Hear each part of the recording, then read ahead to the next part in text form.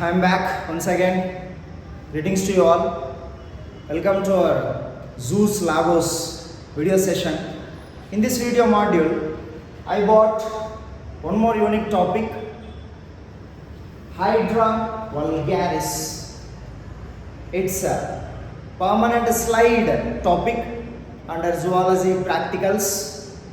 So let's see classification or hierarchy followed by general characters or identification characters. We shall go for classification. Phylum comes under Nereida, class comes under Hydrozoa, genus comes under Hydra, species is Vulgaris. Hydra vulgaris. So this organism is multicellular. This is exclusively aquatic and fresh water. If we come to the body shape and structure, it is elongated, tube-like structure or cylindrical structure. Hydra, it is colonial.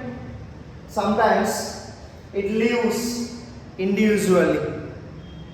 If we observe keenly, the entire body contains different special parts like foot or pedal disc. So with the help of this basal part, foot or pedal disc, it take the support, adhesion purpose or balancing purpose.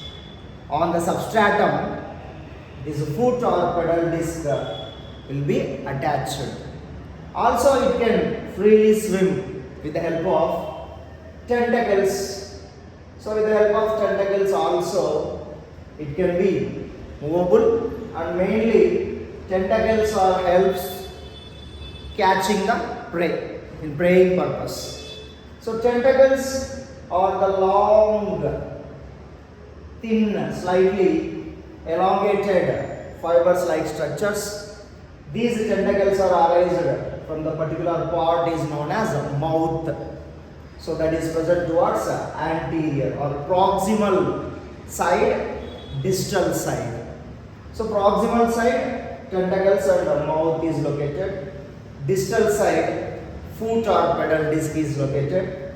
Then coming to the entire body, the tubular structure mainly made up of number one, epidermis, outermost structure, followed by mesoglia, the gel-like special parenchyma tissue, mesoglia. Then followed by exactly the middle of the cylindrical structure, it has gastrovascular cavity, which helps in the process of drawing the nutrients from the water. So gastrovascular cavity we have here. This gastrovascular cavity is covered by again gastrodermis. We knew already in our zoology, based on the germinal layers, organisms are two types. Two germinal layer containing organisms called diploblastic. Three germinal layer containing organisms are called triploblastic. Here, Hydra vulgaris comes under diploblastic type. Then on the body surface, ovary is also located and testes also located, and peripherally the small bud-like structures are arised. The arising of birds comes under asexual reproduction, that is called budding. Once these birds are arised from the mother's body, the materials are shared to birds. After maturation of the birds are detached and again they become an individual and they can lead their own life cycle. Then sexual reproduction takes place through testis and ovary structures. That is sexual reproduction. Budding comes under asexual reproduction.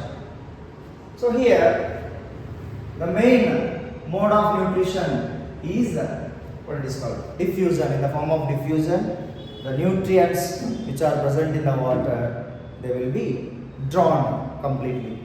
And these Cnidarian group of organisms, they have a special feature, stinging cells. On the tentacles, they have special cells called cnidocytes. Commonly these are called stinging cells. When they attack or when they would like to catch the prey, with the help of these stinging cells, special chemicals are injected into prey body. Then after a few minutes or after an hour, those organisms are paralyzed. Then these organisms are able to absorb nutrients from them, feed on them. So Cnidaria group of organisms, they have special cells called stinging cells or cnidocytes. So this is the information regarding Hydra vulgaris, identification characters or classification also.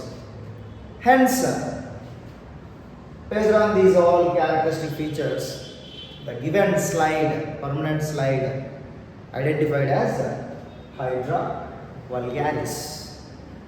Thank you everybody, I hope you are understood. By the way, this is Mr. Karthikeyan, educator in NEET and all types of competitive classes from our biological sciences subject, zoology and botany. I shall meet you again with one more unique topic. Thank you. Signing off.